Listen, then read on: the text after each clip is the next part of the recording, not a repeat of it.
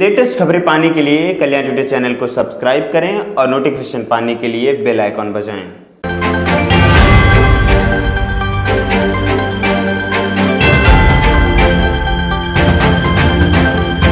देखिए, ये भारतीय जनता पार्टी जब पहले अटल जी जिंदा थे, अटल बिहारी वाजपेयी जी, तब भारतीय जनता पार्टी थी।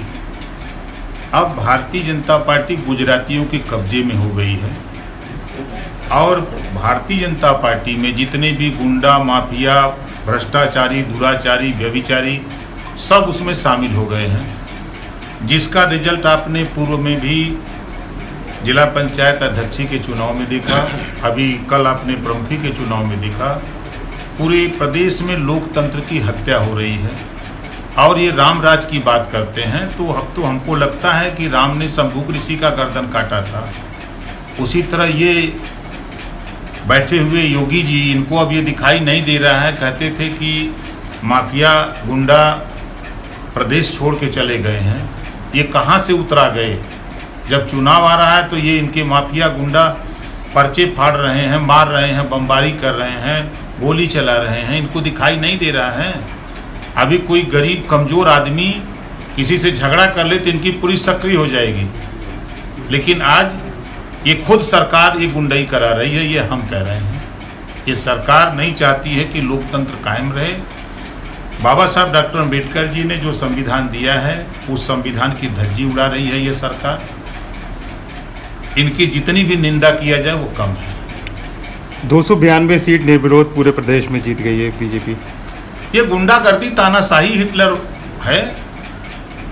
सरकारी मशीनरी का दुरुपयोग करके ये सरकार जीत रही है, लेकिन जनता जो इनका पेट्रोल और डीजल का ब्रेक फेल हो गया है, गैस सिलेंडर का ब्रेक फेल हो गया है, महंगाई इनके कंट्रोल में नहीं रह गई है।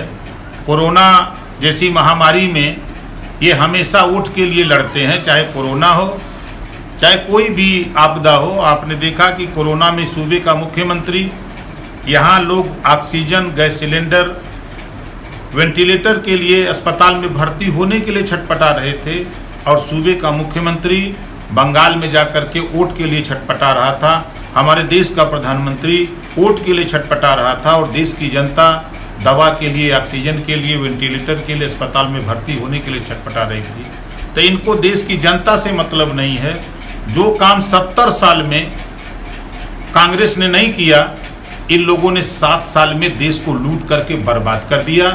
आज पूरा देश कंगाल बना रहे हैं। जिस वादे को लेकर के मोदी जी ने कहा था कि हम 15-15 लाख देंगे, काला धन ले आएंगे, आज स्विस बैंक के एमडी का बयान आया है कि 20,000 करोड़ रुपया स्विस बैंक में इधर 3 साल में जमा हुए हैं।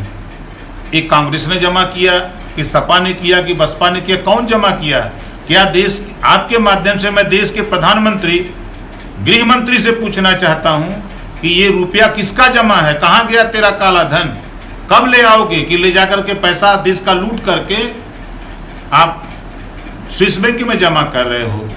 मोदी जी ने कहा था देश की जनता के सामने कि हम देश बिकने नहीं देंगे। रेलवे बेच दिया, बैंक बेच दिया, LIC बेच दिया, कोयले की खदान बेच दिया, एयरपोर्ट बेच दिया, सारी संपत्ति बेच करके।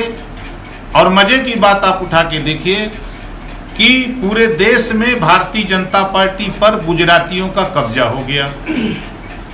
उत्तर प्रदेश का राज्यपाल गुजराती, CBI का चीफ गुजराती, ED का चीफ गुजराती, RBI का चीफ गुजराती, गृह मंत्री गुजराती, वित्त मंत्री गुजराती, प्रधानमंत्री गुजराती, बड़े बड़े कारपोरेट घराने सब गुजराती, बड़े बड़े ठेका पट्टा करने वाले सब गुजराती, देश बेचने वाला गुजराती, देश खरीदने वाला गुजराती, देश का रुपया लेके भागने वाला गुजराती। अब इससे बड़ा प्रमाण क्या हो सकता है? लेटेस्ट खबरें पाने के लिए कल्याण टुडे चैनल को सब्सक्राइब करें और नोटिफिकेशन पाने के लिए बेल आइकॉन बजाएं।